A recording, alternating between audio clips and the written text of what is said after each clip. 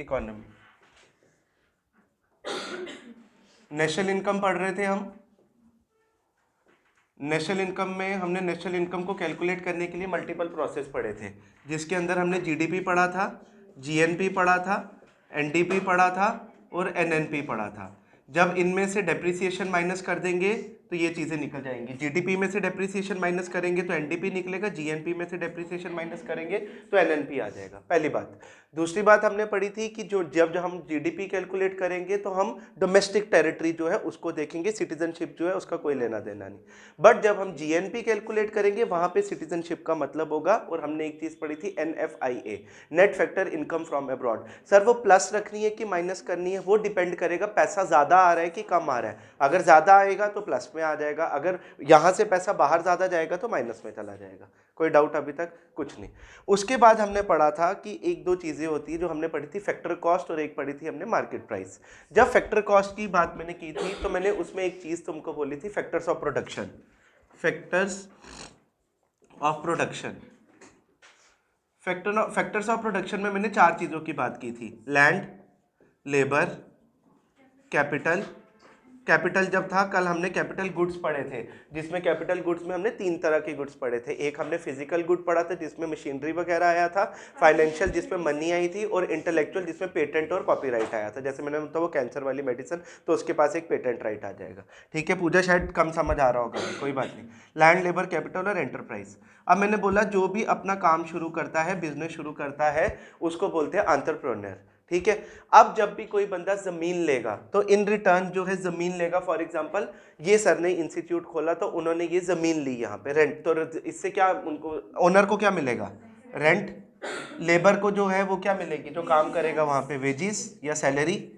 Capital से जो है तुम्हें क्या मिलेगा, जिसने पैसा दिया वो तुम्हें इंटरेस्ट की एक्सपेक्ट करेगा। फाइनेंशियल कैपिटल की बात कर दी मैंने। और एंटरप्राइज की बात की, या तो प्रॉफिट होगा या लॉस होगा। कोई डाउट? कोई डाउट नहीं, 100%। ठीक है। रेंट, वेजिस, ये आ गया तुम्हारा फैक्टर्स ऑफ प्रोडक्शन। अब मैंने बोला जब भी कोई मैंने कल बर्गर की एग्जांपल ली थी। मैंने बोला हम कहते हैं कि हमारे यहाँ पे बर्गर जो है वो बड़ा अच्छा बनता है। हम कहते हैं हम बर्गर की, घर पे हम बर्गर बड़ा अच्छा बनाते हैं, हर जगह एप्रिसिएशन मिलती है, हम बोलते हैं हम बर्गर की दुकान खोलेंगे। ठीक है। अब मैंने बर्गर खोलने के लिए पहले मुझे था बर्गर, मेरे को रॉ मटेरियल चाहिए, मैं दयाल की दुकान पे जाता हूँ, वहाँ से जो है वो बर्गर लेके आ जाता हूँ।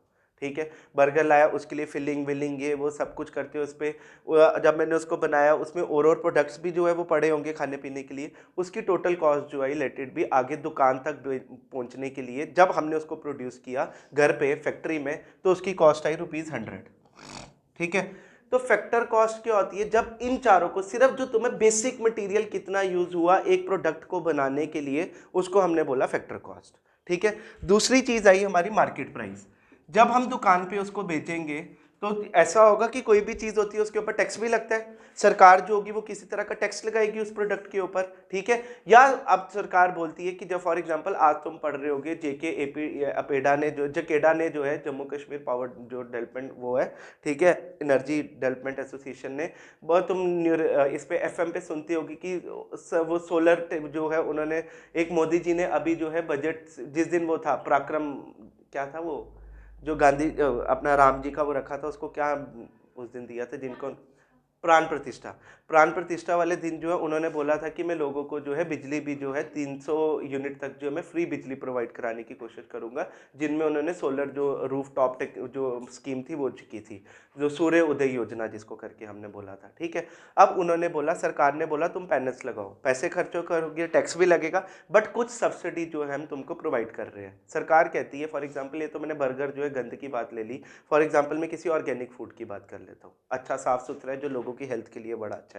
तो सरकार क्या कहती है कि सिंस आप एक अच्छा काम कर रहे हो, हम तुम्हें जो है, जब तुम वो XY चीज जो है, फॉर एग्जाम्पल जो हमने बर्गर बनाया डेट इज वैसा बर्गर नहीं है जो हम खाते हैं, वो बर्गर है, लगा लो जो हेल्दी बर्गर है। ठीक है। तो सरकार क्या करेगी, सिंस हमारे यहाँ पे ओबेसिटी के जो मरीज है या पेशेंट है वो बड़े ज़्यादा बढ़ रहे हैं, हम नहीं चाहते मोटापा हो जाए, उससे हाइपरटेंशन, ब्लड प्रेशर वगैरह, हम तुम्हें एक हेल्प करेंगे कि जो तुम जिस गैस सिलेंडर वगैरह में तुम बनाओगे, लेट इट भी वो 1000 रुपये का सिलेंडर है, हम तुम्हें 800 रुपये का देंगे, 200 रुपये जो हम तुम्हें एक हेल्प देंगे in the form of subsidy.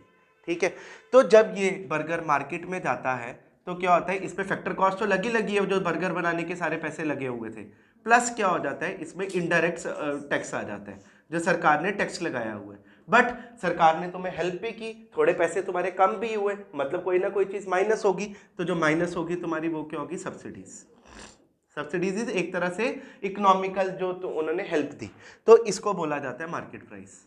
जब फैक्टर कॉस्ट में इनडायरेक्ट टैक्स जो है वो ऐड होंगे और मार्केट जो अपना सब्सिडीज है वो सब्ट्रैक्ट होगी, उसको बोला जाता है मार्केट प्राइस। फैक्टर कॉस्ट हो गया सिर्फ ये जो प्रोडक्ट बनाने में कितनी कॉस्ट लगी, सिर्फ हमें फैक्ट्री तक में प्रोडक्ट बनाने के लिए कितनी कॉस्ट लगी, उसको हमने बोला फैक्टर कॉस्ट। जब वो मार्केट में पहुंचा, मार्केट दुकान तक पहुंचने के लिए उस पर इनडायरेक्ट टैक्सेस लगे, ठीक है, और उसमें से जब सब्सिडीज माइनस हो जाती है तो हम उसको बोल देते हैं मार्केट प्राइस। ठीक है, कोई डाउट? ठीक है विशाखा।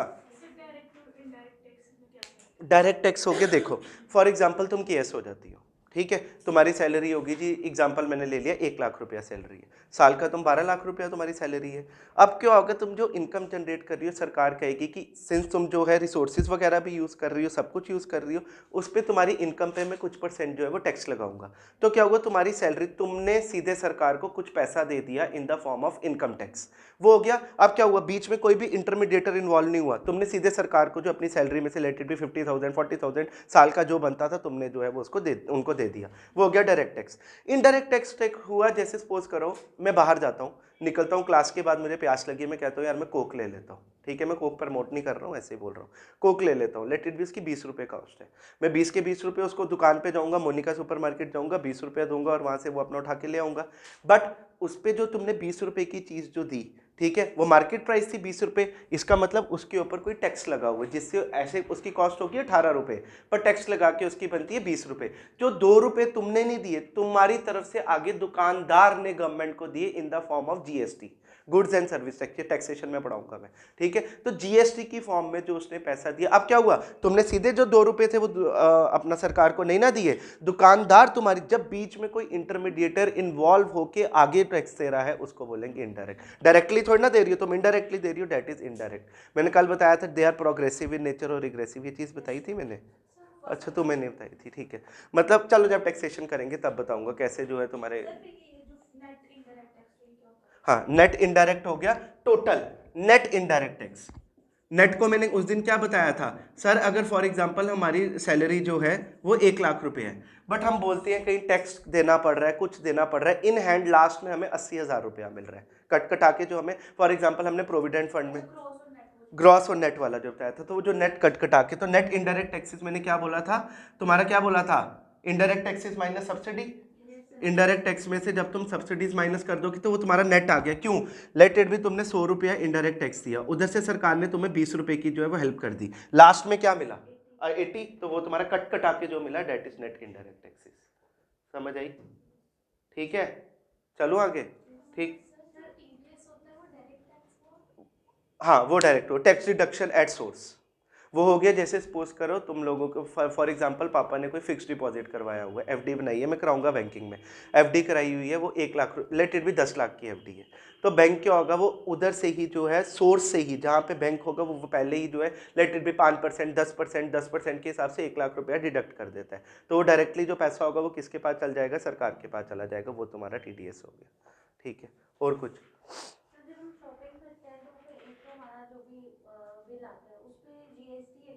नहीं, उस पर एक्स्ट्रा नहीं करता है, लेट इट भी हम गए क्या कहते हैं अपना जैक एंड जोन्स, ठीक है, जैक एंड जोन्स तुमने कहा कि लड़कियों की थोड़ी ना मिलती है, लेट इट भी लड़कों की है, जैक एंड जोन्स, लिवाइस चले गए, लिवाइस मेरे को एक जीन पसंद आई 3,000 रुपये की, ठीक है, अब ये क्या करते हैं, उसकी कॉस्ट होती है 2700, लेट इट भी, तो जो 300 रुपया होगा वो टैक्स की फॉर्म में, तो जो एमआरपी हुआ उसमें टैक्सेस इंक्लूडेड होते हैं, उसमें तुम्हें उसके ऊपर जो है वो टैक्स नहीं होगा, उस एमआरपी पे ही टैक्स इंक्लूडेड। 3,000 रुपये की जीन्स थी ना, तो वो जीन्स की एक्चुअल कॉस्ट होगी 2700, जो 300 रुपीज़ जो होगा वो तुम्हारा होगा आईजीएसटी और सीजीएसटी, ठीक। हाँ, वो जब तुम बिल देखोगी ना, कभी भी आप कोई चीज़ लेने जाओगी, बिल देखोगी ना, लेट इट भी तुमने केचप लेने गई, उसकी कॉस्ट थी 50 रुपीज़, ठीक है, ऐसे केचप की कॉस्ट होगी 43 रुपीज़, जो 7 रुपीज़ लगेंगे वो टैक्स, वो 7 रुपीज़ डाल के जो है तुम्हें 50 रुपीज़ की चीज़ पड़ती है वो, और ये जो 7 रुपया जो टैक्स लगा, ये आगे जो शॉपकीपर है वो आगे सरकार को देगा in the form of indirect tax, तुम दे गए हो बट उसने आगे से जो है वो तुम उससे दिया। तो कोई भी चीज़ फॉर एग्जांपल 3,000 रुपए की है तो उसके ऊपर ये नहीं होगा जीएसटी लगेगा, वो 3200 की हो जाएगी, वो 3000 की होगी, उसकी कॉस्ट 2800 होगी, 200 जो है उसके ऊपर आगे टैक्स लगा होगा। समझ आई? ये हमने करना है, टाइप्स ऑफ टैक्सेस और ये सब कुछ। हम 3000 पे करेंगे। हम तो हमने 2800 दिया ना, तो 200 रुपया हमने जब मार्केट में जा रहे हैं तो मार्केट में क्या ऐड हो रहा है? तो हम ही ने दिया ना। अब शॉपकीपर के पास जो 200 रुपया एक्स्ट्रा आया वो कौन देगा? वो सरकार को कौन देगा? वो शॉपकीपर देगा, तो वो इनडायरेक्ट टैक्स हो गया। ठीक है, हाँ जी, वो अभी मैंने कराना है। जीएसटी नंबर इसलिए देने की जरूरत है, जीएसटी में पढ़ाऊंगा, चलो अब जीएसटी नंबर इसलिए है क्योंकि हर एक को बाइफ्रिकेशन आइडेंटिटी, तुम स्कूल में जाते हो तुम्हें आईडी कार्ड क्यों मिलता है? आइडेंटिटी के लिए ना, सेपरेशन, इसीलिए हर दुकानदार का एक अपनी आईडी नंबर होता है जिसको जीएसटीएन नंबर बोलते हैं। जब वो पैसा देगा वो उस नंबर को डालेगा तो सरकार देखेगी हाँ ये जीएसटी नंबर वाला, ये एक्स नंबर का बंदा जो है वो मोनिका सुपरमार्केट वाला है, ये वाई नंबर वाला है जो वरमानी वाला है, जेड वाला जो है लेटेड भी एक्स वाई जेड कोई भी है तो वो जय हिंद है। ठीक है, तो वो सबके अपने अपने होगी, फिर पता चलेगा ये कितनी इनकम जनरेट कर रहे थे, कितना टैक्स दे रहे, क्या ये पूरा जो है कहीं टैक्स इवेजन तो नहीं हो रहा, टैक्स की चोरी तो नहीं होती, वो पूरा जो आज डिजिटाइज जो हो गया हुआ वो सारा। सबको जरूरी, जो दुकानदार होगा उसको लेना जरूरी है, जो पक्के में काम करता होगा। हाँ, कहीं नहीं लेते हैं, वो तुम्हें बिल नहीं देते, फिर वो बिल नहीं देगी, वो होगी ब्लैक मनी, पैरेलल इकोनॉमी, वो चीज़ अलग हुई, वो हमने पढ़नी है अभी। थोड़ा सा अपनी एंजाइटी को थोड़ा सा होल्ड पे रखो, हर चीज़ पूरी इकोनॉमी जब जाऊंगा तो पूरा क्लियर करके जाऊंगा।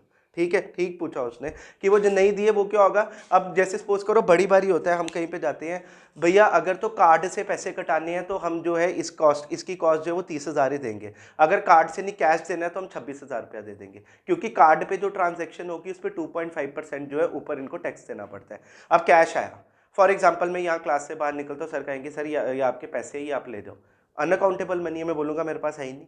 जो चीज़ बैंक में जाएगी जो ऑफिशियली रिकॉग्नाइज होगी, बैंक में गई तो मतलब वाइट हो गया सारा, तो जो ऐसे मुझे पैसा मिल रहा है डेट इज तुम्हारा ब्लैक मनी, जिसकी कोई अकाउंटेबिलिटी ना हो उसको बोलेंगे ब्लैक मनी। ठीक है, जिसकी कोई अकाउंटेबिलिटी ना हो। ठीक है, डन। ठीक है, ऐसा ही किया करेंगे रोज के रोज, इनिशियली 10 के 15 मिनट जो होंगे पूछो अपने डाउट्स, ताकि हम अगली क्लास, ये कोई हम पॉलिटी या ज्योग्राफी नहीं पढ़ रहे जो समझ आ गया समझ आ गया। इसमें मैं इसीलिए, तुम सोच रहे होगे कल मैं तुमको इतना ज़्यादा क्यों लिखा रहा हूँ, मैं इसीलिए लिखाता हूँ कि जब तुम पहली बारी पढ़ोगे तुम्हें समझ आएगा, 3 महीने बाद पढ़ोगे तुम भूल गए होंगे, बट ये मैंने पूरा ब्रीफली करके तुम्हें ब्रीफ में लिखाया होगा तो तुम्हें एक एक चीज़ याद रहेगी। उस फलानी वीट की वैल्यू 20 रुपीज़ थी, इसकी 5 रुपीज़ थी, ये इसलिए ये वैल्यू निकली, तो इसलिए ये वैल्यू निकली। समझ आई? ऐसे अगर मैंने पढ़ाना हो, 2 घंटे की हमारी क्लास है, मैंने एक ही क्लास में जो है नेशनल इनकम खत्म कर देना था, 3rd क्लास है हमारी, पर कोई बात नहीं, तुम्हें समझ आना चाहिए, वो जरूरी है। ठीक है, चलो डाउट्स पूछो। डाउट ये मत सोचना कि सर बोलेंगे यार ये क्या पूछ रहे हैं, ये कोई पहली बारी पढ़ रहे हो ना, इकोनॉमी ऐसा सब्जेक्ट है जो डाउट्स पूछेगा। यही हम हिस्ट्री पढ़ रहे हो, एक बारी आ गई रट्टा मारो जिंदाबाद चलते चलो। ठीक है, ये पूछ, इसमें आएंगे डाउट्स अभी।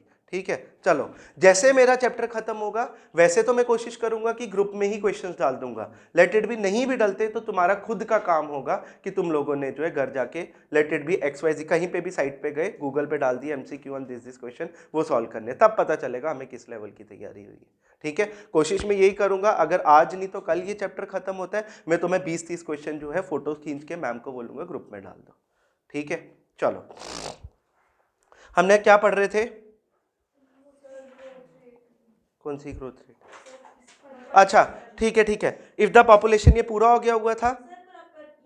मैं दोबारा से क्वेश्चन बोल रहा हूं, दोबारा क्वेश्चन बोल रहा हूं, जिसके पास है ठीक है, जिसने नहीं लिखना कोई बात नहीं। इफ द पॉपुलेशन ऑफ, देखते रहना क्वेश्चन को बस, इफ द पॉपुलेशन, एक मिनट,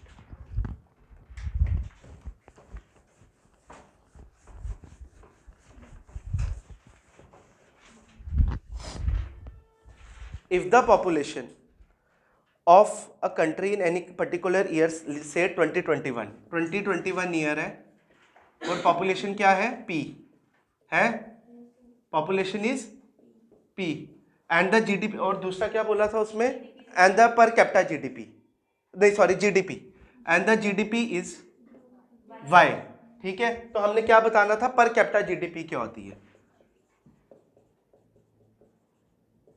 ये तुम्हारा फॉर्मूला होगा जीडीपी अपॉन पॉपुलेशन, इसका फॉर्मूला होगा जीडीपी अपॉन पॉपुलेशन, ठीक है।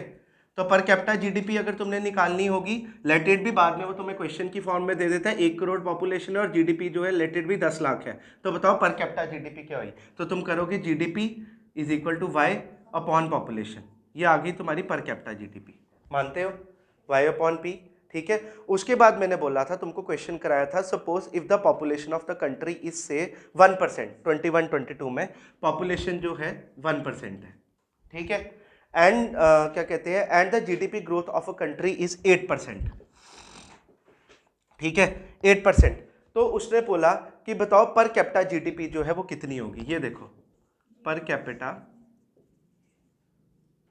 जीडीपी, ठीक है, पर कैपिटा जीडीपी ये निकालना था। हमने फॉर्मूला क्या पढ़ा हुआ है, जीडीपी अपॉन पॉपुलेशन, जीडीपी कितनी है 8%। अगर मैं इसको परसेंटेज के हिसाब से लूँ, हमने तुमने जब सी सेट अभी पढ़ा है तुम लोगों ने कि नहीं पढ़ा है, सी सेट को जब भी हम परसेंटेज का क्वेश्चन देते हैं ना, ये प्रॉफिट एंड लॉस का क्वेश्चन पढ़ते हैं, हम बोलते हैं ये सपोज करो उसको 6% का जो है प्रॉफिट हुआ है, तो हम एज्यूम करते हैं let be cost price of a particular product is 100 rupees. अगर उसको 6% का अगर प्रॉफिट हुआ, डेट मीन्स वो चीज़ उसको 106 रुपया मिला है। तो मैं परसेंटेज क्योंकि 100 होता है ना, तो अगर मैं इसको 100 से मतलब डिवाइड और परसेंटेज को निकालूंगा, तो लेट इट भी मैंने बोला कि पर कैपिटा जीडीपी 100 थी, हमने एज्यूम किया अपनी कैलकुलेशन करने के लिए पर कैपिटा जीडीपी जो थी वो 100 थी, परसेंटेज है, परसेंटेज को हमेशा 100 से एज्यूम लेके चलते हैं।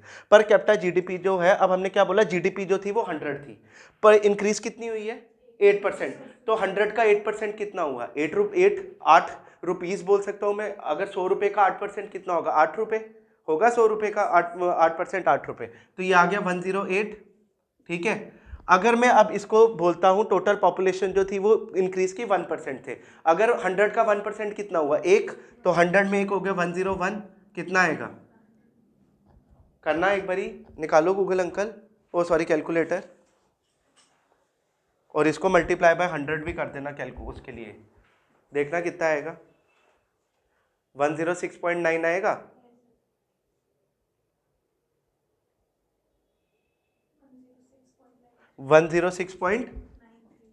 106.93।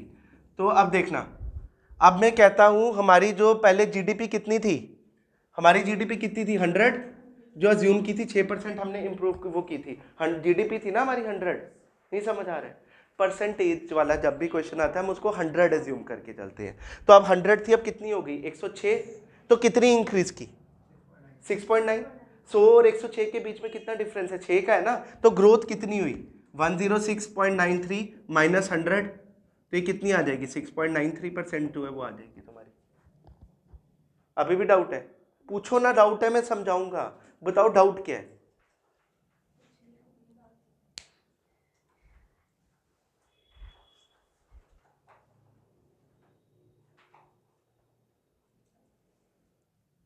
तो ये ग्रोथ कितनी आई पर कैपिटा जीडीपी, ग्रोथ कितनी आई, ये ग्रोथ, अब हम बोलते हैं ना, ये देखो हम बोलते हैं कि अगर सपोज करो मैं बात करता हूं, अभी जो है आईएमएफ ने बोला है इंडिया की जो जीडीपी ग्रोथ होगी डेट विल बी 7.6%, तो वो 7.6% कैसे आई, ऐसे आई, ठीक है। लेट इट भी पहले 100 थी, अब 107.6 हो गई, तो 7.6% जो है वो, कि उसने क्या किया, इंडिया की जीडीपी देखी होगी कितनी है अपॉन टोटल पॉपुलेशन देखी होगी, उसको कैलकुलेट किया होगा, तो वो आई होगी तुम्हारी 107, तो 100 से उससे लेते हुए 7 को ले लिया होगा, समझ आई।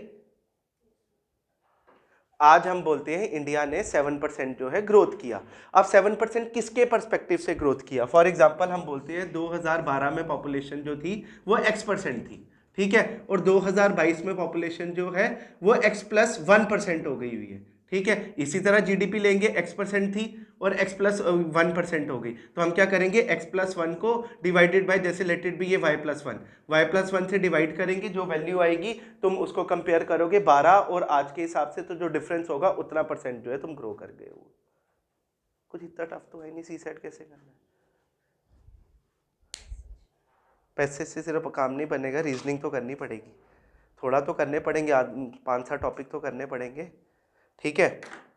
चलो, अब मैंने तुम्हें बताया था कल, जीडीपी को कैलकुलेट करने के लिए 3 मेथड होती हैं, एक तुम्हारा इनकम मेथड होता है, एक एक्सपेंडिचर मेथड होता है, और ये अपना आउट क्या बोलते हैं इसको, प्रोडक्ट मेथड या वैल्यू एडिड। आजकल वैल्यू एडिड पे जो है बड़ी ज़्यादा बात चल रही है, जीवीए, ग्रॉस वैल्यू एडिड। ठीक है, क्या होता है? सबसे पहले लिखो जीडीपी कैन बी कैलकुलेटेड,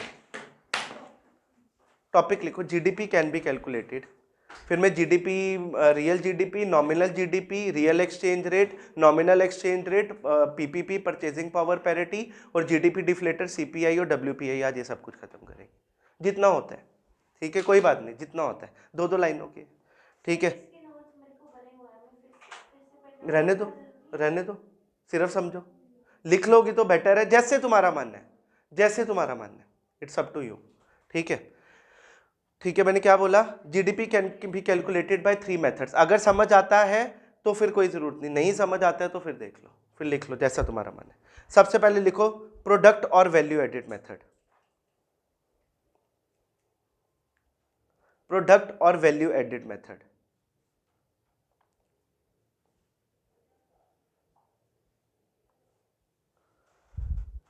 अब सुनना, वैल्यू एडिड का मतलब क्या हो गया? ऐसे क्या होता है, हम सारों को इकट्ठा ही ले लेते हैं।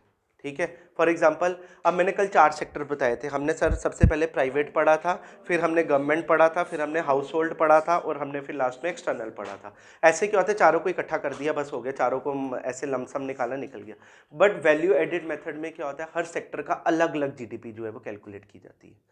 कि क्या कहते हैं, अपना लेट इट बी, प्राइवेट ने कितनी इनकम जनरेट की, अलग से उसकी जीडीपी निकालेंगे। कितने गुड सर्विसेज प्रोड्यूस हो रहे हैं इन द फन फाइनेंशियल, उसका अलग निकला। हाउस होल्ड ने कितनी की, उसका अलग निकला, उसका अलग निकला, उसका अलग निकला। जब भी हम इन 3 मेथड्स को करेंगे ना, एक्सपेंडिचर मेथड, इनकम मेथड या वैल्यू एडेड मेथड, तीनों से जो जीडीपी है वो इक्वल आएगी। ठीक है, बताता हूँ कैसे, लिखो in this method we calculate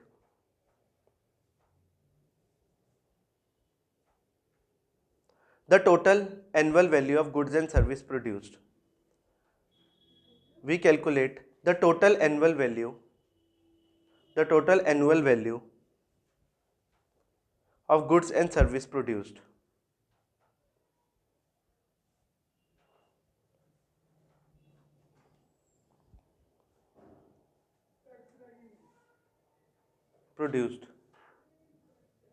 And to arrive at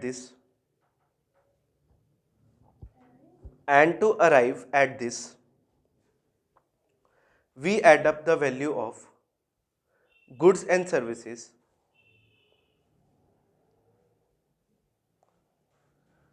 produced by all the firms in the economy.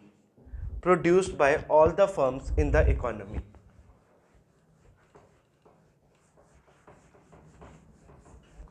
Produced by all the firms in the economy. सारे firms, private sector, government sector, house hold sector, सारी firm जो है वो calculate कर लेंगी। ठीक है, अब कहते हैं सपोज करो एक फार्मर है, ठीक है, उसने 100 रुपीज़ की जो है, ₹100 की जो है वो वीट जो है वो प्रोड्यूस की।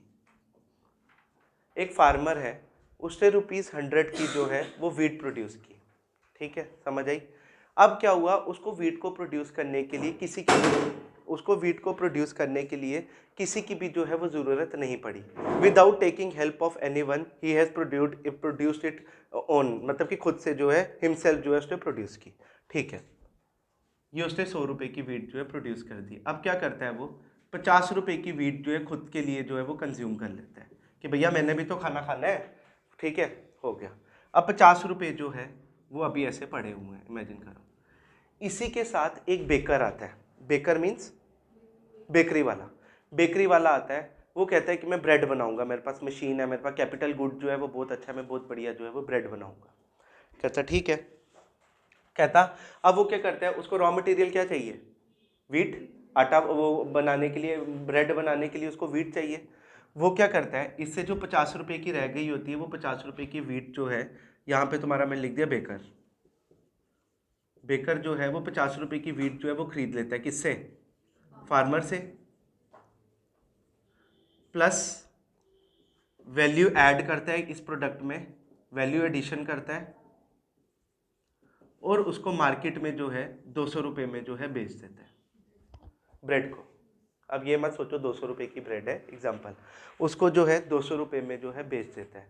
तो वैल्यू एडिड कहता है कितने पैसे जो है इस सेक्टर ने किए जिसके कारण जो है 200 रुपया जो आया होगा। अब तुम बोलोगे सर 150 रुपीज़ है किए, 150 रुपया फॉर एग्जाम्पल इसकी फैक्टर कॉस्ट के लिए, लैंड लेबर कैपिटल एंटरप्राइज हर चीज़ के लिए इससे लगाया होगा। उसने क्या लगाया, मशीन चाहिए उसको, रॉ मटेरियल उससे 50 रुपये का ले लिया, लेबर चाहिए उसको प्रोड्यूस करने के लिए, एक जगह से दूसरी जगह ट्रांसपोर्टेशन चार्जेस होंगी, बिजली पे वो जो क्या कहते हैं तुम्हारी मशीन चल रही होगी उसका इलेक्ट्रिसिटी बिल भी आया होगा, लेबर्स को सैलरी भी दी होगी, पैकिंग का भी पैसे लगे होंगे, सब कुछ लेट इट भी, वो कुछ वैल्यू एडिशन होती है और वो बेचता है इसको 200 रुपये में। यहाँ तक समझ आई? अभी तक लिखो। Suppose there are two kinds of producer in the economy. Two kinds of producer in the economy.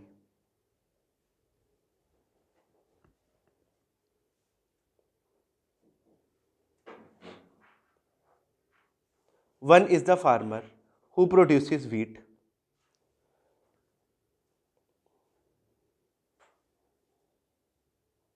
and other is the baker who produces bread. One is the farmer who produces wheat, and other is the baker who produces bread.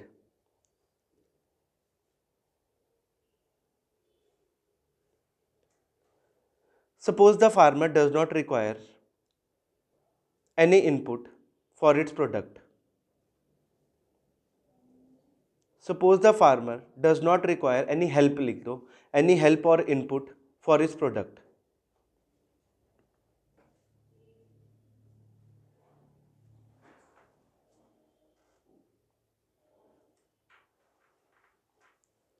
And he produces rupees 100 of wheat, rupees 100 worth of wheat, rupees 100 worth of wheat, out of which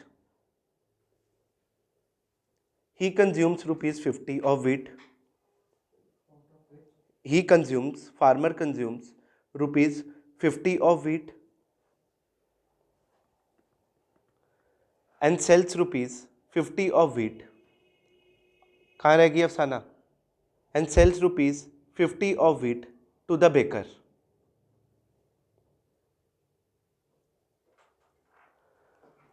ठीक है। Suppose baker does not require any input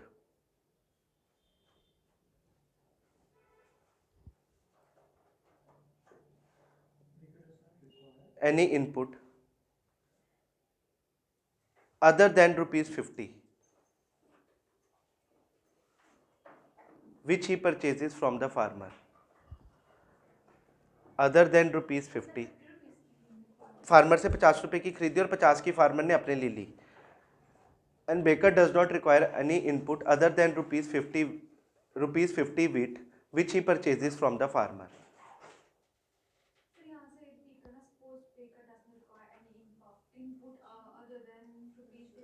Wheat which he purchases from the farmer.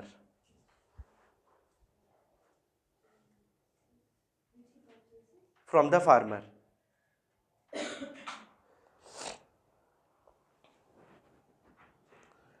And produces bread worth rupees 100.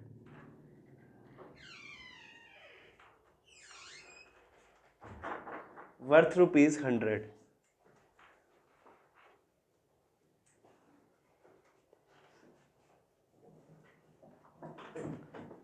ठीक है, GDP is equal to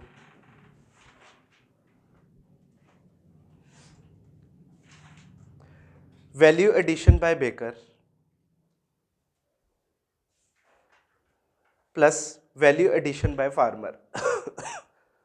value addition by farmer in वो product method पढ़ा रहा हूँ, output method या product method. ठीक है, value added method. एक NOTE लिखना। कहाँ रह गया अतुल? बता पूछ। Plus value addition by farmer.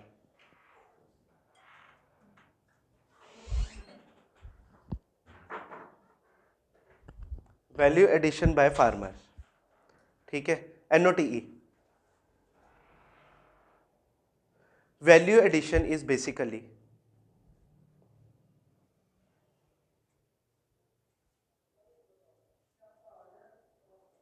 the value or price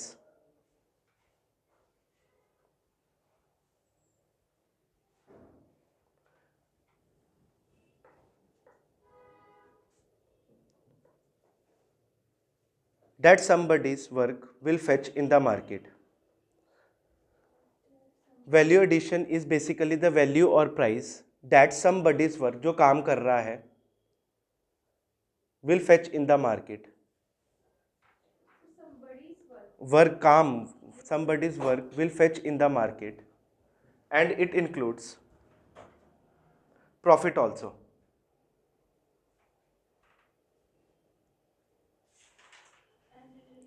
Profit also.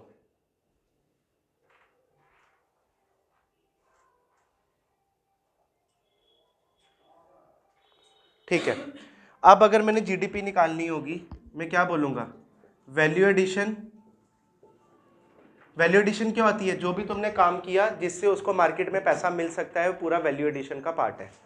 इसने काम किया, इसको कितना पैसा मिल सकता था अगर ये अपने यूज के लिए नहीं करता? फार्मर जो था, अगर उसने 100 रुपए की वीट प्रोड्यूस की थी, अब वैल्यू एडिशन क्या बोली मैंने? वैल्यू एडिशन का बोला, इस वैल्यू एडिशन एक ऐसी वैल्यू है जो किसी बंदे ने काम किया, उसको मार्केट में उसका पैसा मिल सकता है, उसको बोलेंगे वैल्यू एडिशन। फार्मर ने कितने की वैल्यू लाई? 100 रुपए की, 100 रुपए की, ठीक है। और क्या कहते हैं अपना, इसने कितने की लाई? 200, 200 की लाई ना। अब अगर मैं इसको 200 ले लेता हूं तो वैल्यू कितनी निकली? 300, ठीक है। इसकी वैल्यू कितनी निकली? 300, पर वैल्यू तो आनी चाहिए 250। दोबारा बताऊंगा, अभी आराम से चलने दो। फॉर एग्जाम्पल, इसने 100 रुपए का काम किया था और इसने 200 रुपए का काम किया था। ये क्या आया? 300 आ गया। Total output, final value of goods and services produced in the territory of a country, 300 रुपए का जीडीपी आ गया। पर मैं कहता हूँ 300 रुपए का नहीं आएगा, मैं करूँगा 50 या 100 प्लस 150। मैं 150 क्यों लिया?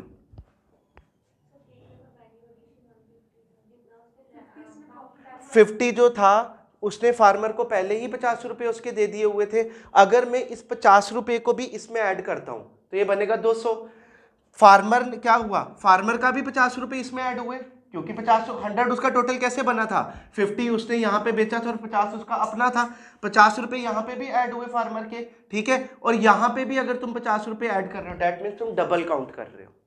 और जीडीपी क्या बोलती है? Final value of goods and services produced in the territory of a country without double count. दोबारा बता रहा हूं मैं, पहले सुन लो सिर्फ। जीडीपी की डेफिनेशन क्या है? फाइनल, लास्ट जो आउटपुट मिल रहा है, final value of goods and services produced with in the territory of a country without double count. अगर सपोज करो मैं यहां पे, अगर फार्मर ने, तुमने ये तो फार्मर की तुमने टोटल वैल्यू कितनी ले ली? 100, ठीक है। अब तुमने क्या किया? ब्रेड की भी 200 कॉस्ट ले ली। 200 कैसे बनी थी? 50 प्लस 150 करके 200 बनी थी ना। 150 क्या थी? इसकी फैक्टर कॉस्ट थी, और 50 रुपए इसने जो खरीदा था फार्मर से। मतलब फार्मर यहाँ पे भी 50 रुपए ऐड कर रहा है और यहाँ पे भी 50 रुपए ऐड कर रहा है। तो जब दो तरफ, समझ आई? ठीक है, तो फार्मर जब यहाँ पे भी 50 रुपए ऐड कर रहा है, यहाँ पे भी 50 रुपए ऐड कर रहा है, तो क्या हो रहा है? डबल काउंट हो रहा है। उस डबल काउंट को खत्म करने के लिए इसने क्या किया? इसने किया 100, पूरा फार्मर की वैल्यू ले ली। उसने कितने का काम किया था? उसने वैल्यू एडिशन कितने की दी थी? 150 की, क्योंकि 50 रुपए की हेल्प उसने किससे ली थी ब्रेड को प्रोड्यूस करने के लिए? फार्मर से। तो वैल्यू एडिशन कितने की हुई थी? 150 रुपीज की। तो तुम्हारी जीडीपी जो आएगी दैट विल बी 250 रुपीज। समझ आई? दोबारा नहीं समझ आई? ठीक है, नहीं समझ आई? मैं दोबारा समझाऊंगा, किसी को मत देखो, किसी को मत देखो, इधर देखो। वैल्यू एडिशन, अगर मैं सिंपल इंग्लिश की भाषा में बोलता हूं, वैल्यू एडिशन का मतलब क्या हुआ? तुमने वैल्यू ऐड की किसी प्रोडक्ट पे, तुमने किसी प्रोडक्ट पे वैल्यू ऐड की।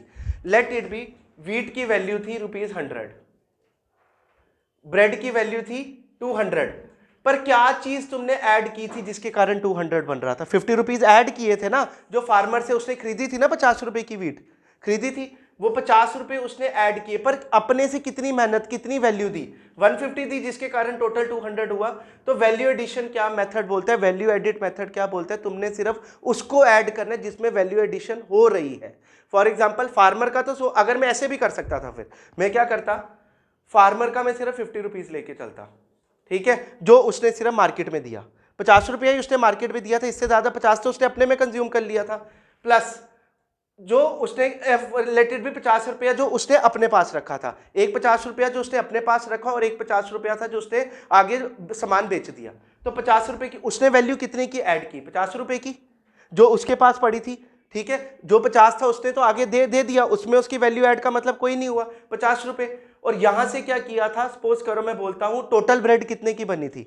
200 रुपए की, मैंने ऐड कर दिया पूरी, उसने जी 200 रुपए की ब्रेड बनाई, तब भी तो जीडीपी तुम्हारी 250 आ रही है। तुम ऐसे कैलकुलेट कर लो या वैल्यू एडिशन से कैलकुलेट कर लो, 150 प्लस 100, तब भी हमेशा तुम्हारी वैल्यू जो आएगी वो 250 ही आएगी। समझ आई? लिखाता हूं, एक भाई लिखो, नहीं समझ आएगा फिर समझाता हूं, ठीक है।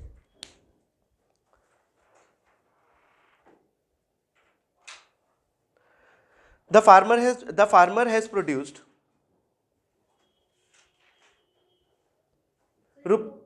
इसी के आगे लिखो एक बारी, the farmer has produced ₹100 of wheat, ₹100 of wheat,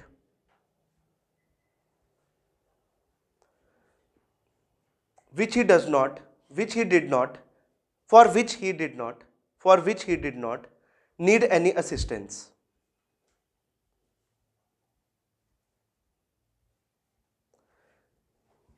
Therefore, assistance, कोई help. Therefore, ₹100 is the contribution. कितने की मार्केट में, वो कितने की चीज उसने प्रोड्यूस की, वैल्यू एडिशन एक बार। Therefore ₹100 is the contribution or the value addition of the farmer. Is the contribution or the value addition of the farmer.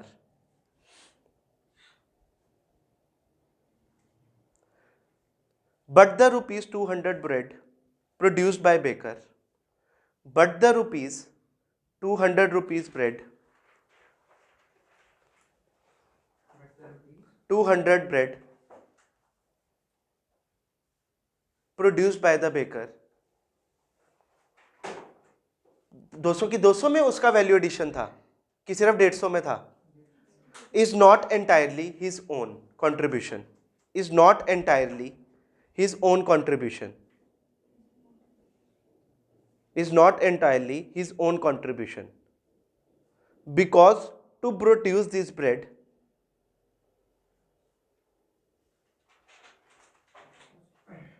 because क्या बोला, because to produce this bread the baker has purchased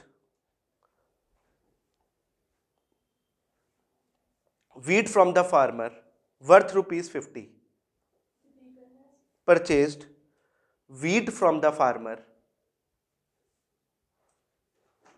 worth ₹50. So the value added by baker will be equal to, so the value added by baker will be equal to value of production of firm, value of production of firm, production of firm, bracket में लिखना baker, baker baker लिखो minus value of intermediate goods used by the firm, intermediate goods used by the firm.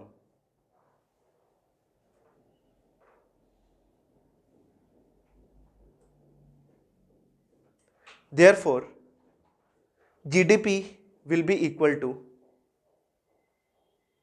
value addition by baker, value addition by baker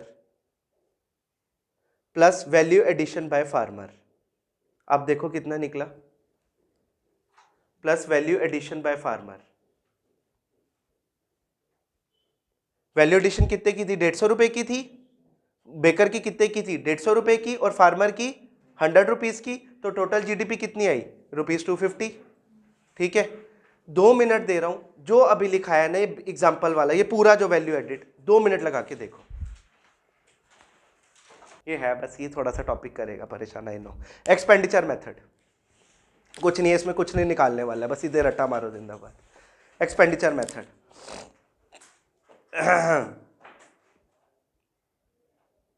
अब basically क्या होगा देखना, expenditure method में हम बात करते कितना खर्चा हुआ, कंजम्पशन कितनी हुई। ठीक है, इसमें तो हुआ कि इन्होंने मेहनत वगैरह कितनी की, हर सेक्टर ने अपनी अपनी मैंने वैल्यू एडिशन, हर सेक्टर की वैल्यू को हमने ऐड कर लिया। एक्सपेंडिचर कहता है सारे सेक्टर्स ने खर्चा कितना किया। For example, house hold sector ने कितना किया, प्राइवेट सेक्टर ने कितना किया, गवर्नमेंट सेक्टर ने कितना किया, और इम्पोर्ट एक्सपोर्ट जो है वो कितना हुआ। चारों के चारों सेक्टर ने कितना खर्चा हुआ, उसको जो है हम एक्सपेंडिचर मेथड में निकालते हैं। लिखो, हाउस होल्ड में इनडायरेक्टली, हाँ हाँ, ठीक है, ठीक है, अभी बताता हूँ कैसे है। ठीक है, चलो, an alternate way, expenditure method लिखना, an alternate way, an alternate way to calculate GDP is by looking,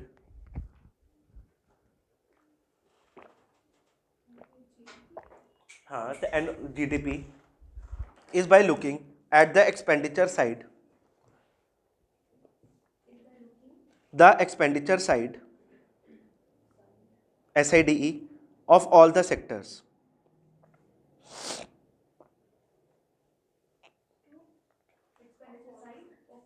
Of all sectors. First लिखो, household sector spends only on consumption of goods. Household का क्या काम है? मेहनत, इधर देखो, मेहनत की, शाम को गए, लेट इट बी, क्या कहते हैं, क्या कहते हैं, दिहाड़ीदार वर्कर है, मेहनत की, काम किया, शाम को गए, एक सोचा कि पौवा उठाऊंगा और चलूंगा, तो उसने क्या किया? सिर्फ कंज्यूम किया ना, कंज्यूम किया, खर्चे की बात कर रहा हूँ इस टाइम, मैं मेहनत की बात नहीं कर रहा हूँ। मेहनत वाला काम हमने वैल्यू एडिशन में देख लिया, अब मैं सिर्फ कंजम्पशन पॉइंट ऑफ व्यू से सोचना है तुम लोगों ने। एक्सपेंडिचर, क्योंकि मेथड क्या है? एक्सपेंडिचर, अब सिर्फ खर्चे वाले पॉइंट ऑफ व्यू से समझना है। ठीक है, तो suppose household sector spends only on the consumption goods, only on the consumption goods, क्योंकि खर्चा देखना है अब हमने, only on the consumption goods, bracket में लिखना denoted by C,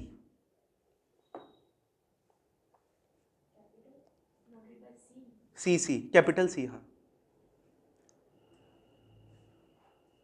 second, private sector spends only on capital goods, मशीनें खरीदने में, ये वो खर्चा देख रहे हैं हम सिर्फ। Private sector spends only on capital goods, bracket में लिख लेना इन्वेस्टमेंट,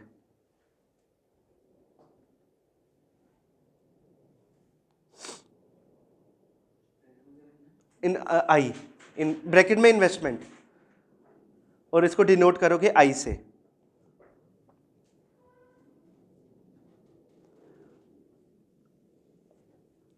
अब सुनना, गवर्नमेंट सेक्टर जो है वो कंजम्पशन भी करेगा और तुम्हारी इन्वेस्टमेंट भी करेगा। कंजम्पशन करेगा व्हीट राइस, ताकि मैं गरीबों को राशन जो है वेलफेयर स्कीम्स के लिए दे सकूं।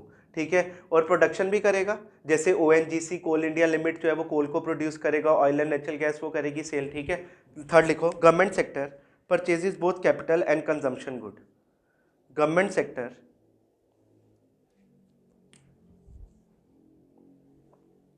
Purchases both capital and consumption good, bracket में लिखना डिनोटेड बाय G या G, कैपिटल G।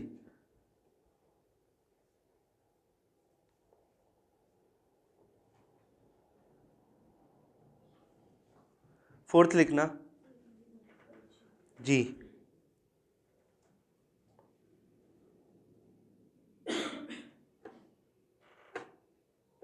ठीक है, उसके बाद लिखना net exports,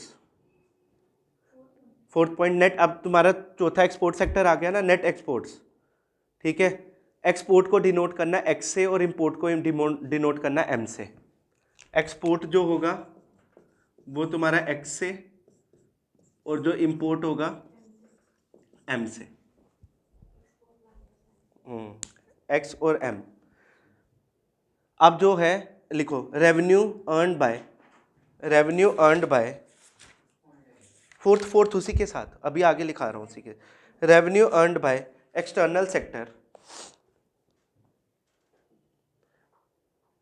bye selling their goods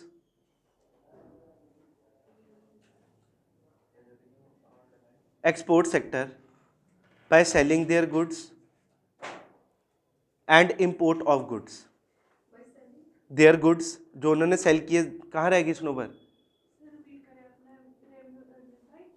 firms या company, revenue earned by firms, FIRMS firms by selling their goods, bracket में लिखना है एक्सपोर्टिंग देयर गुड्स,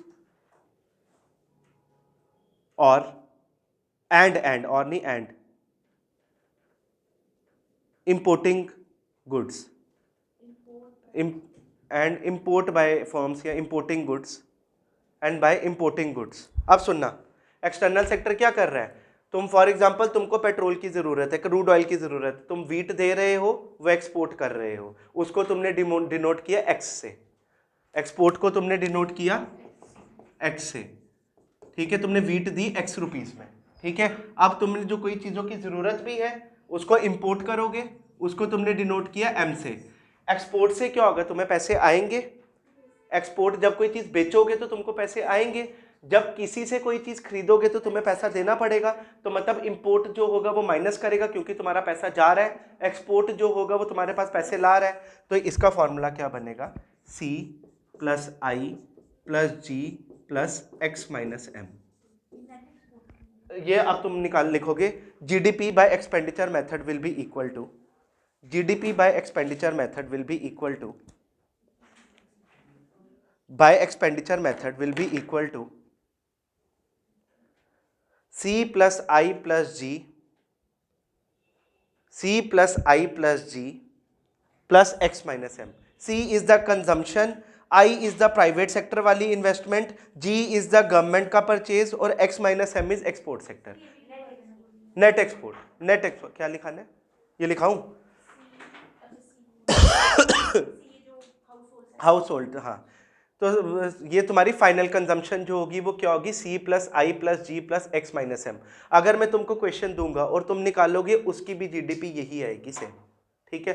थर्ड करने में मेरे को क्या था, मैं तो पता क्या करता, मैं तुमको वैल्यू एडिशन का सिर्फ फॉर्मूला लिखा लेता, तुमने कहना हो गया, बट वो वैल्यू एडिशन आई कैसे? मैं वैल्यू एडिशन पे इतना फोकस क्यों कर रहा हूँ? क्योंकि अब बेसिकली अभी पेपर में क्वेश्चन आया हुआ था, इंडिया ने GDP कैलकुलेट करने का जो मेथड है it has been changed, it is moving towards value addition method, gross value added जिसको बोलते हैं। क्यों? तो ये चीजें पता होगी वैल्यू एडिशन होता क्या, तभी तो बता पाओगे। ऐसे क्या हो रहा था, तुम क्लियर पिक्चर नहीं, इधर देखो 4 सेक्टर से तुम क्लियर पिक्चर बता पा रहे थे कौन सा सेक्टर जो है वो कितना अपना जो है रोल प्ले कर रहा है GDP के लिए, ये ठीक है। इसमें क्या हुआ, तुमने सबको ऐड कर दिया, ठीक है, बट इस मेथड ने क्या हुआ, हर सेक्टर को बताना शुरू कर दिया कि एग्रीकल्चर कितना दे रहा है, मैन्युफैक्चरिंग कितना दे रहा है, सर्विसेज कितना दे रहा है, एक्सपोर्ट इंपोर्ट क्या हो रहा है, एक्सपोर्ट इंपोर्ट तो खर्चा हो गया, ये हर सेक्टर जो है, IT सेक्टर जो है वो कितना दे रहा है, सर्विसेज सेक्टर कितना दे रहा है, तो एक एक सेक्टर के बारे में पता चल गया। तो गवर्नमेंट को पता चला कि जो वाले हमारे सेक्टर्स कमजोर है, जो GDP इतने में रोल प्ले नहीं कर पा रहे हैं, हमें उनकी अपलिफ्टमेंट के लिए जो है करना पड़ेगा, जिसके लिए MSME स्कीम्स वगैरह, जो मुद्रा स्कीम वगैरह आई, ताकि जो मैन्युफैक्चरिंग वाले सेक्टर जो कमजोर है उनको जो है हम अपलिफ्ट कर सके। समझ आई? ये ओवरव्यू बता रहा है कि भैया कैसे कैसे जो तुम्हारी इनकम आ रही, वो कैसे बता रहा है, वो इनकम जनरेशन से नहीं बता रहा है, वो खर्चे से बता रहा है कि खर्चा कितना, सिंस खर्चा इतना इतना हो रहा है, इसका मतलब है इंडिया पक्का इतने पैसे बना रहा होगा, इस हिसाब से जो है वो खर्चा हो रहा है। तो वो तुम्हें क्लियर पिक्चर नहीं दे रहा था, ये तुमको क्लियर पिक्चर दे रहा है, ठीक है। थर्ड लिख लो, वो भी फॉर्मूला है, वो तो बच्चा है। चलो इनकम मेथड, अब सुनना, अगर इनकम मेथड, इनकम जनरेट करनी होगी, किस फैक्टर से इनकम जनरेट करोगे?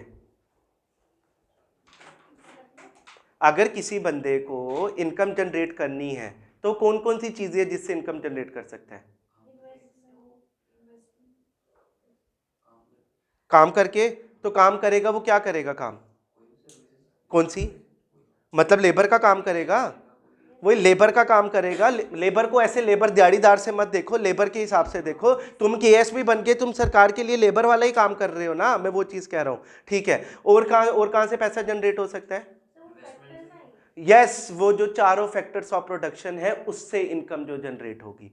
किसी ने जमीन खरीदी हुई है, वो जमीन से अपनी इनकम जनरेट करेगा। किसी ने पैसा दिया हुआ मार्केट में, वो अपनी इनकम जनरेट करेगा। तो ये बता रहा है मेथड इनकम कहाँ से आ सकती है। तो तुम्हें लैंड से भी आ सकती है, लेबर से भी आ सकती है, कैपिटल से भी आ सकती है, और एंटरप्राइज से भी आ सकती है। लैंड जो है वो तुमको रेंट देगा, लेबर जो है तुमको वेजेस देगी, कैपिटल तुमको इंटरेस्ट देगा, और एंटरप्राइज को या तो प्रॉफिट मिलेगा या लॉस मिलेगा। समझ आई? तो एक मेथड क्या हुआ, हर वैल्यू एडिशन ने क्या बोला, हर सेक्टर ने कितनी कितनी मेहनत की। एक्सपेंडिचर ने बोला हर सेक्टर ने कितना कितना खर्चा किया, और इनकम ने बोला कहां से इनकम जो है वो आई। समझ आई? अब लिंक हो रहा है थोड़ा सा, मैं क्या बता रहा हूं चीजें। लिखो इनकम मेथड। 1.5 घंटा लगा है समझाने में। इनकम मेथड, कोई बात नहीं। Income method, it will include all the 4 factors of production. It will include all the 4 factors of production. Therefore, GDP by income method will be equal to, therefore GDP, 4 factors of production. Therefore, GDP by income method will be equal to profit plus interest plus rent plus wages will be equal to, GDP is equal to, ऐसे लिख दो, GDP is equal to profit plus interest plus rent plus wages. Profit plus interest plus rent plus wages. समझ आई? समझ आई? ठीक है,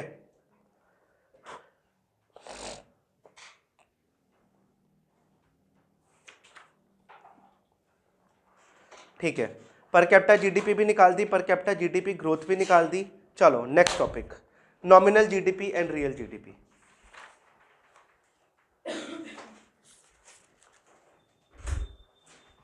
nominal GDP and real GDP, कोई दिक्कत नहीं है हमें, ये पहला चैप्टर है, कोई टेंशन नहीं, हमें ज़्यादा टाइम भी लेना पड़ेगा, कुछ नहीं होता।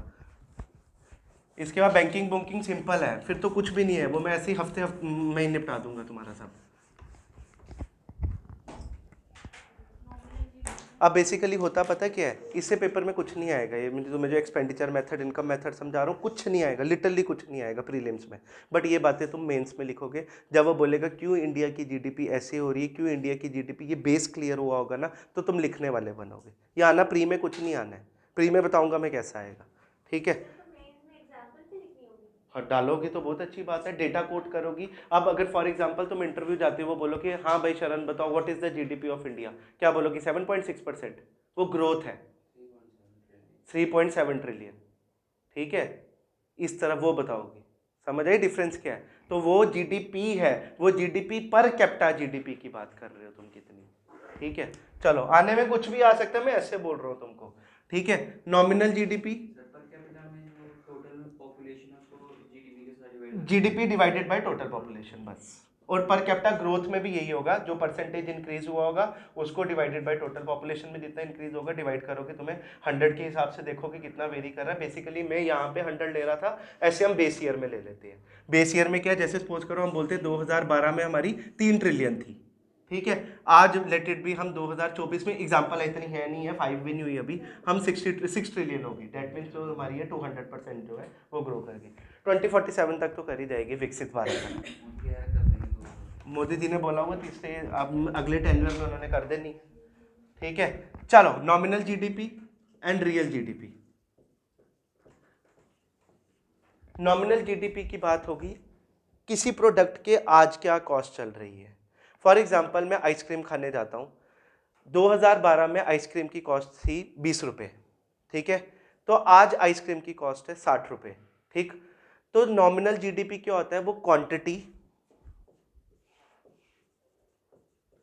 और प्राइस दोनों को लेके चलता है। पर रियल जीडीपी क्या होती है, it is inflation adjusted. It is inflation adjusted. ये क्या होगा, ये सिर्फ प्राइस को लेगा, जिसमें क्वांटिटी होगी, या भी समझ नहीं आ रहा होगा, एग्जांपल से आएगा, इसमें जो क्वांटिटी होगी वो कांस्टेंट रहेगी। हमने क्या बोला, नॉमिनल जीडीपी आज क्या प्राइस चल रही है। फॉर एग्जांपल मैं लेट इट भी किसी आइसक्रीम पार्लर पे जाता हूँ, दयाल के पास जाता हूँ, उसको बोलता हूँ मुझे पान वाली वो डंडी वाली आइसक्रीम देना, 20 रुपए की एक है, ठीक है। वो क्या करे, मैं उसको बोलूँगा भाई 10 दे दे, तो बोलेगा ये लो जी आपके 200 रुपया बन गया, ठीक है। 2021 में इसकी 10 रुपये का कॉस्ट है।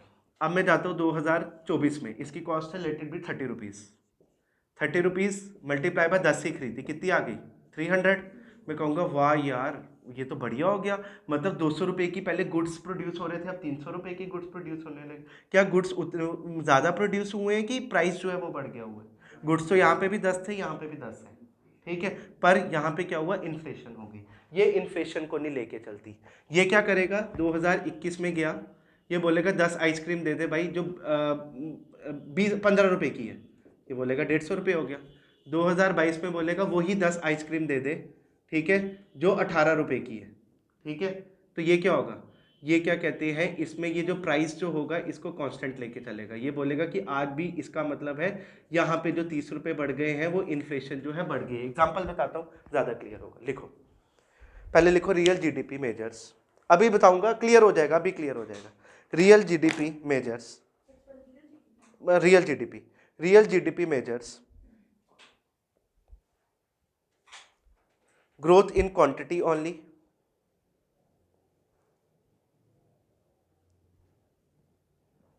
and nominal GDP measures in quantity। तो रियल जीडीपी की क्वांटिटी, अगर गुड्स ज़्यादा प्रोड्यूस हो रहे हैं डैट मीन्स तुम्हारा इकोनॉमी अच्छी चल रही है, गुड्स उतने ही प्रोड्यूस हो रहे हैं, वैल्यू ज़्यादा होती जा रही है, मतलब इन्फ्लेशन हो रही है। अभी बताता हूँ, quantity only and nominal GDP measures growth in value, nominal GDP measures growth in value, bracket में लिखना, which includes quantity and price both।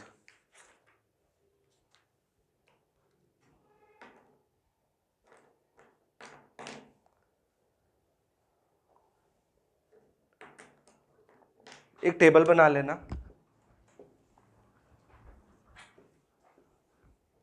या लिख लेना अपना क्या कहते हैं, राइस, वीट, नॉमिनल जीडीपी,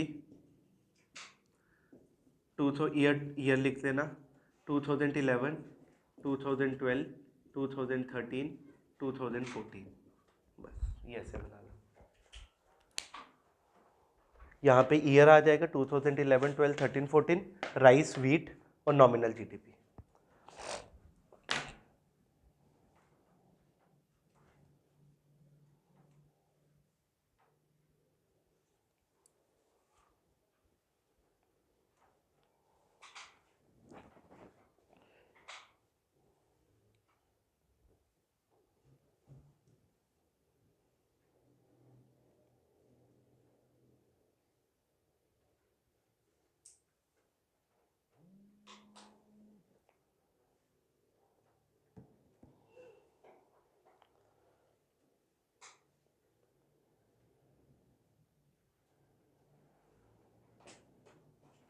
पहले लिखना वीट,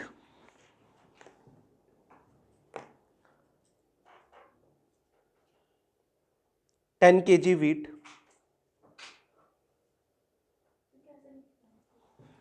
जहाँ तुमने वीट लिखा ना इसको लिखो 10 kg वीट, इसी के अंदर 10 kg, और पर केजी जो है वो 10 रुपीज़ की है। 10 kg वीट प्रोड्यूस हो रही है 2011 में, जिसमें पर केजी जो है वो 10 रुपये की, 1 किलो जो है वो 10 रुपये की है। 2012 में 11 kg वीट प्रोड्यूस हो रही है, 11 kg, और पर केजी जो है कॉस्ट डेट इज 10.5 रुपीज़। समझ आ रहा है मैं क्या बोल रहा हूँ, ठीक है।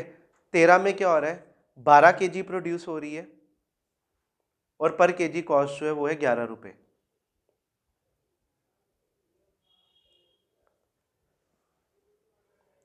और 2014 में क्या हो रहा है, 12.5 kg वीट जो प्रोड्यूस हो रही है, 12.5 kg प्रोड्यूस हो रही है, और पर केजी जो है वो ₹12 है। टोटल प्रोडक्शन 12.5 है और पर केजी जो है वो ₹12 है। साक्षी क्या गलती हो गई? ठीक है 11, 10, 11, 12, 12.5। पहले 10 kg प्रोड्यूस हुई जिसकी पर केजी कॉस्ट थी 10, ठीक है। उसके बाद जो है तुम्हारा क्या कहते हैं उसके बाद 11 kg हुई जिसकी कॉस्ट थी 10.5, फिर हुई 12 kg जिसकी कॉस्ट थी 11 kg, और उसके बाद थी 12.5 kg जिसकी कॉस्ट थी 12 kg, ठीक है। अब लिखो राइस।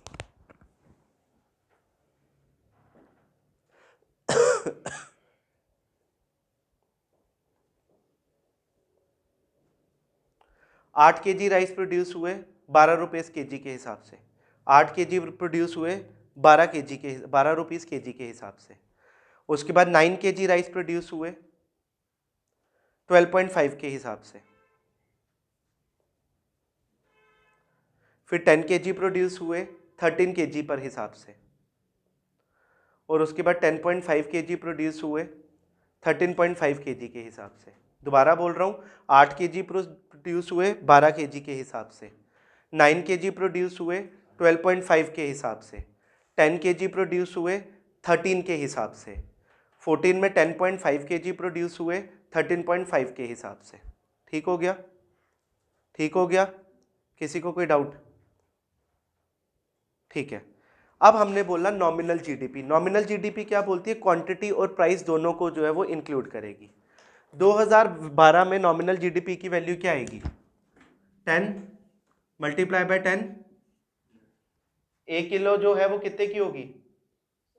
तो 10 किलो 100 की होगी। 10 मल्टीप्लाई बाय 10 ऐसे लिख सकते हो, या सीधे 100 लिख लेता हूँ। 100 प्लस क्या कहते हैं, राइस की कितनी होगी? राइस कितनी है? 8 और 12, 12 8 जा 96, 96। मतलब कितने की जो है तुम्हारा नॉमिनल जीडीपी कितनी आई? 196 रुपीज़ आई। आई। नेक्स्ट में चला मैं, क्या हुआ 12 में? 9 के जी कितने रुपीज़ के हिसाब से? 12.5 के हिसाब से, ठीक है। प्लस हाँ 10.5 के हिसाब से, ठीक है।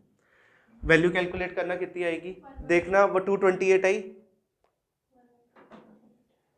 कैलकुलेटर रख लो साथ। 228 आई। ओ सॉरी कितनी आई? हाँ 228। पहले की 196, सेकंड की मल्टीप्लाई करो ना इसको। वेट? वेट को क्यों मल्टीप्लाई करोगे? हाँ वो क्वांटिटी है, क्वांटिटी। हाँ मतलब वेट, क्वांटिटी क्वांटिटी क्वांटिटी। ठीक है, मैं ऐसे भी कितना आया? 228। 228। थर्ड वाली कैलकुलेट करना कितनी आएगी?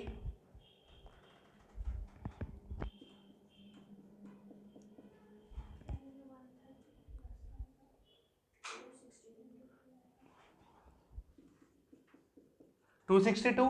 थर्ड में लिखना 262। समझ आ रही है ना मैं मल्टीप्लाई क्या कर रहा हूँ? या ये नर्सरी वाली क्लास से वो तो नहीं बताना है मुझे, ठीक है। 262 और फोर्थ में कितनी है? 291.75। 291.75 कितनी आई?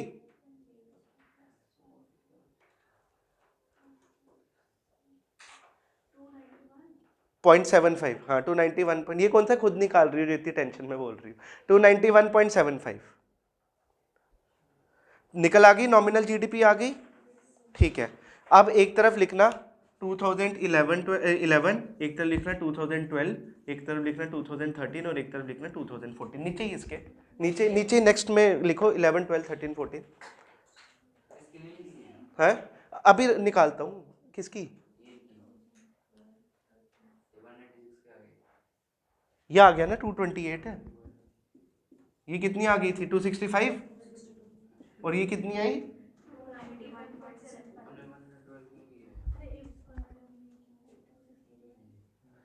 ठीक है, ये आ गई 196, ये आ गई 228, ये आ गई 262, ये आ गई 291.75। ठीक है, समझ आई? इसको ऐसे ही रखना। अब देखो रियल जीडीपी। नेक्स्ट इसको एक लाइन छोड़ दो, छोड़ दो, जितनी नीचे लाइन बची हुई है इतनी अगर लाइन बची है इसको छोड़ दो, छोड़ दो इसको, अगले पेज पे चलो।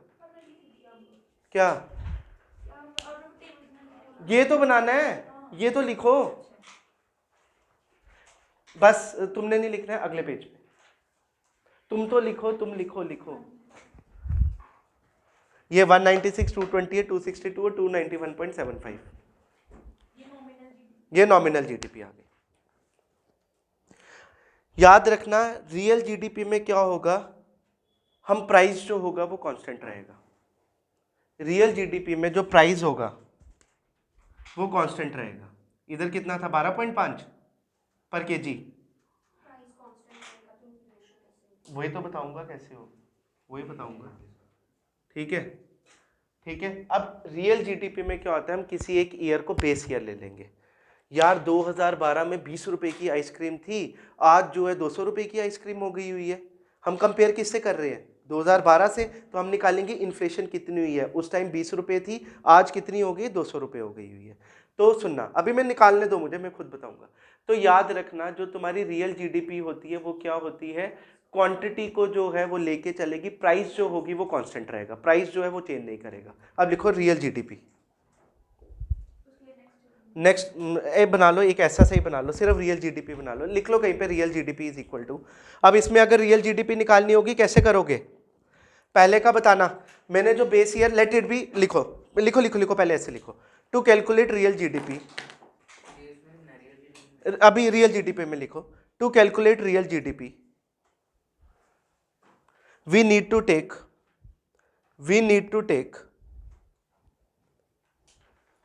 any year as constant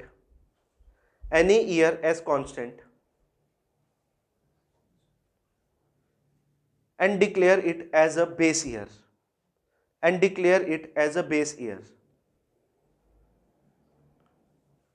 ठीक है। बेस ईयर बेसिकली कौन सा ईयर होता है, जहाँ पे अनएम्प्लॉयमेंट रेट तुम्हारी बड़ी कम होती है, इकॉनमी बड़ा अच्छा फ्लरिश कर रही होती है, जीडीपी बड़ा अच्छा काम कर रही होती है, पॉवर्टी बड़ी कम होती है, इस ईयर को हम बेस ईयर लेते हैं। जैसे अभी हमने 11-12 को लिया हुआ है, बताऊंगा सपोज।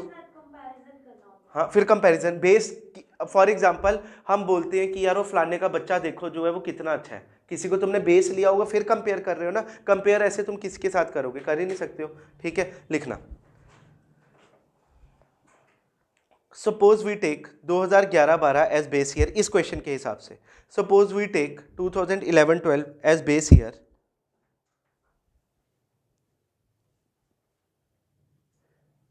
तो प्राइस कांस्टेंट हो जाएगी। वीट की प्राइस कितनी रहेगी, 10 रुपीज वीट की price, so wheat price will be ₹10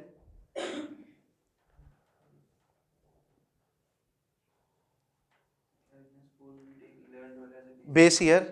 then we will take price of wheat as ₹10, क्योंकि 11-12 के हिसाब से लेना है अब हमने 10, and price of rice as ₹12।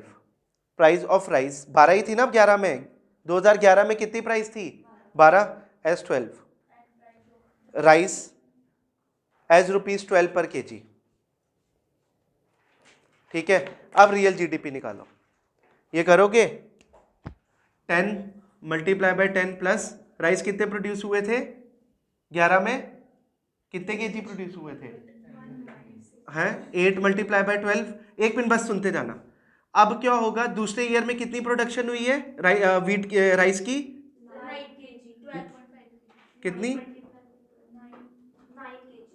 और कॉस्ट क्या रहेगी, कॉस्ट अब 10 ही लेके चलनी है। कॉस्ट बेस ईयर के हिसाब से, हमने बेस ईयर पे जो कॉस्ट थी उसको लिया हुआ है, बेस ईयर में जो हमने कॉस्ट, अब मैंने क्या बोला है, हमने बेस ईयर में कॉस्ट क्या ली हुई है 10, अब हमने 10 ही लेनी है। और वीट की, अब मुझे पता नहीं ना, मैंने क्वेश्चन लिखाया वो मुझे भी नहीं पता है। और वीट की 10 है, और प्रोडक्शन कितनी हुई 11 मल्टीप्लाई बाय 10। इसी तरह से कांस्टेंट रखोगे, दोनों प्राइसेस को मल्टीप्लाई करोगे, देखो क्या क्या आ रहा है मुझे बताते जाना। अब हमने क्या किया, हमने बोला एक, अब हमने रियल जीडीपी निकालनी है। रियल जीडीपी कौन सी है, जो इन्फ्लेशन एडजस्टेड होती है। ये जो है ये प्राइस को कांस्टेंट रखती है, ये क्वांटिटी को मल्टी ऐड करेगी पर प्राइस को कांस्टेंट रखेगी। ऐसे क्या होता है, सपोज करो हमने 10 आइसक्रीमें प्रोड्यूस की 2010 में, उसकी कॉस्ट है 20 रुपये, 200 रुपया आ गया, हमारी जीडीपी आ गई 200 रुपया। जब मैंने बोला कि हम 2020 में गए, प्रोडक्शन आज भी मशीन वैसा ही काम कर रही है, 10 ही आइसक्रीम है, पर इन्फ्लेशन हो गई है 15 रुपये, तो 150 रुपये आ गया। हम बड़े खुश हुए जी, देखो फॉर एग्जांपल 300 रुपये आ गया, लेट इट भी। मैंने बोला पहले हमने 10 आइसक्रीम ली 2000, इधर देखना 2012 में हमने 10 आइसक्रीम ली जिनकी टोटल क्वांटिटी कितनी थी 10 और कॉस्ट क्या थी 10, तो कितनी आ गई 100 रुपीज़। हमने बोला जीडीपी 2012 में जो है वो कितनी है रुपीज़ 100, ठीक है। उसके बाद क्या हुआ, फिर हमने 10 ही आइसक्रीम ली 2014 में, 10 ही आइसक्रीम ली पर कॉस्ट कितनी हो गई थी आइसक्रीम की 15, जीडीपी कितनी आई 150 रुपये। हम बड़े खुश हुए जी, देखो जी 150 रुपये हमारी जीडीपी बढ़ गई, क्वांटिटी तो उतनी है, गुड्स तो वही प्रोड्यूस हो रहे हैं, तो तुमने किया क्या, इन्फ्लेशन बढ़ गई। तो तुम्हें कैसे पता चलेगा इन्फ्लेशन बढ़ी, क्योंकि तुमने इसमें देखा था यार 2012 में तुमने प्राइस को कांस्टेंट कर दिया था कि यहाँ पे 100 रुपये आ रही थी, आज 150 रुपये हो गई है। इसका मतलब है कि तुम्हारी कितनी परसेंट जीडीपी जो है 50% जीडीपी जो है वो 50% तुम्हारी इन्फ्लेशन जो है वो बढ़ गई है। समझ आई? अभी निकालोगे समझ आ जाएगा, अभी मैं बताता हूँ। यहाँ रियल जीडीपी निकाला ना। अब मैंने क्या बोला, मैंने बोला 2011 को मैंने बेस ईयर ले लिया। बेस ईयर मतलब यहाँ की प्राइस जो है मैंने कांस्टेंट ले ली। हर साल क्वांटिटी बढ़ रही है पर मैं प्राइस जो है नॉमिनल में मैं क्या कर रहा था, जैसे प्राइस बढ़ रही थी उतनी ही क्वांटिटी से मल्टीप्लाई कर रहा था। उधर देखो, उधर देखो, नॉमिनल में मैंने क्या किया, जितनी प्राइस थी उतनी क्वांटिटी से मल्टीप्लाई करता जा रहा था। अलग अलग ईयर में प्राइस और क्वांटिटी चेंज हो रही थी। बट अब मैंने रियल जीडीपी में क्या किया, प्राइस को कांस्टेंट कर दिया हुआ है, सिर्फ मैं जो क्वांटिटी है उससे मल्टीप्लाई कर रहा हूँ with taking the price as constant. अब मैंने बोला 2010-11 में जो प्राइस थी वो कितनी थी, ₹10, कितनी राइस की और वीट की, राइस की 12 और वीट की 10, ठीक है। अब मैंने बोला मैं प्राइस जो है वो कांस्टेंट रखूंगा और क्वांटिटी जो है उसको मैं मल्टीप्लाई करता जाऊंगा, ठीक है। 2000, अब मैंने देखो 2012 में तुम्हारी कितनी राइस प्रोड्यूस हुई अब मैं 9, तुमने नॉमिनल जीडीपी में किससे मल्टीप्लाई किया था 9 को, 12.5 से। पर अब मैं कितने से करूंगा, मैंने बोला अब मैंने इन्फ्लेशन नहीं लेके चलनी है, अब मैं जो कांस्टेंट लेके चल रहा हूं मैं उसको 12 से मल्टीप्लाई करूंगा। राइस तो 12 की है ना। अगर आप चलो 2013 में कितनी प्रोडक्शन देखो, 2013 में कितनी प्रोडक्शन हुई, हाँ 10, और कितनी कॉस्ट थी, तुमने नॉमिनल में किससे मल्टीप्लाई किया था 13 से था, पर अब किससे करोगी 10 से। उसी तरह वीट को करेगी क्योंकि तुमने अब, हाँ रियल में क्या होता है, रियल में जो प्राइस होते हैं वो कांस्टेंट हो जाते हैं, किसी को हम बेस ईयर ले लेते हैं ताकि फिर हमें पता अगर हम ऐसे ही निकालते रहे तो हमें पता कैसे चलेगा हमारी इकॉनमी फ्लरिश कर रही है। ये तो क्या हो रहा है, जीडीपी बढ़ के तो आ रही है पर वो कैसे बढ़ के आ रही है, प्राइस बढ़ने के कारण बढ़ रही है, क्वांटिटी तो सेम रह रही है, इसलिए उसको चेक करने के लिए हम जो है रियल जीडीपी लेते हैं। क्या क्या आया देखना, 196, 218, 240 और 251, यही आया 196, 218, 240 और 251, ठीक है। चलो अब चलना, अब अगर मैं नॉमिनल जीडीपी जहां पे 196 था और 228 था, दिख रहा है,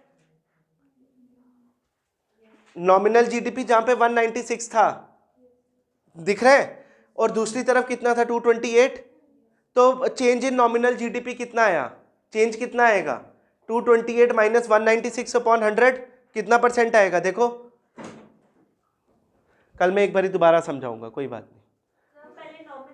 पहले नॉमिनल परसेंटेज निकालो, चेंज परसेंटेज कितनी, नॉमिनल माइनस, एक तो मैथ्स इतने अच्छे हैं सबके कि मैं क्या बताऊं, नॉमिनल माइनस रियल अपॉन 100,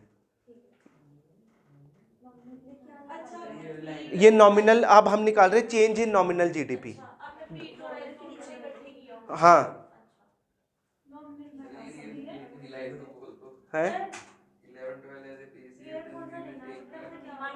मैं कहाँ पहुंचा था,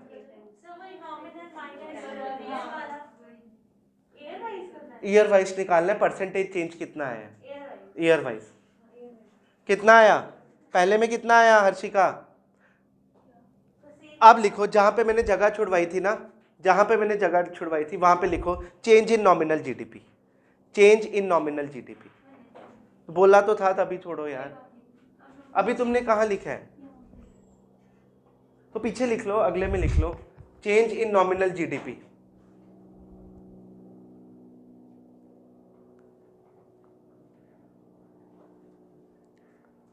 कितनी आएगी 228 माइनस 196, कितनी आया ये, हाँ 32, और इसको परसेंटेज में जब निकालोगी कैसे करोगी, 228 माइनस 196 अपॉन 196 होता है ना, परसेंटेज का आता है कि नहीं आता है, हाँ एक मिनट ऐसे करना, एक बारी क्या आता है 228 माइनस 196 करना कैलकुलेटर में, लिखो तो सही, 228 माइनस 196 अपॉन 196 इंटू 100।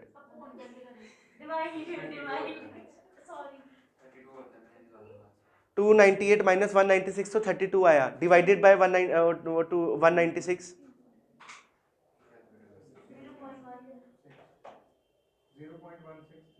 आ रहा है ना 163। तो जब इसको इंटू 100 करोगे तो क्या आ जाएगा 16.3।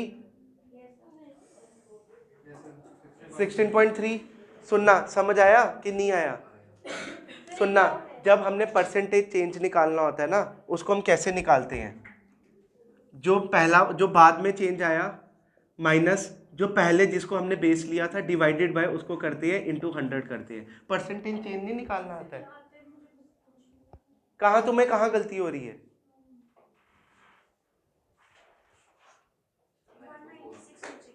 हाँ, ये परसेंटेज चेंज कैसे निकालोगे फिर तुम? बेस परसेंटेज चेंज को कैसे निकालोगी? चेंज का निकालने का जब भी परसेंट, यार बिल्कुल बेस मैथ्स परसेंटेज चेंज का फॉर्मूला क्या होता है? जो चेंज हुआ, change minus previous upon previous into 100, ये फॉर्मूला होता है। ठीक है, क्या देखना 16.3% आई।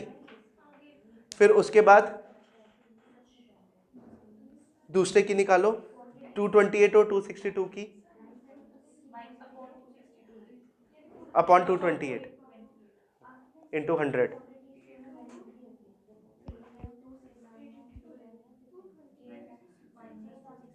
14.9 228 माइनस 262 अपॉन 228 इंटू 100।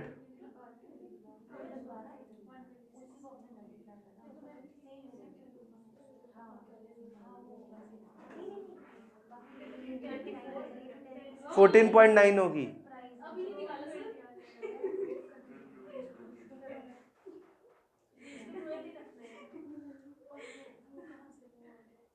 कौन सा वाला गलत आ रहा है तुम्हारा? फोर्थ वाला?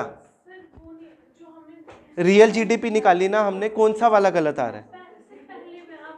10 multiply by 10 plus 8 multiply by 12।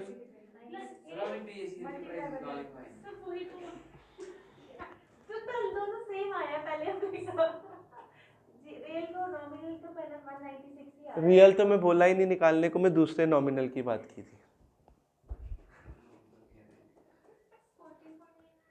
हाँ 14.9 है ना।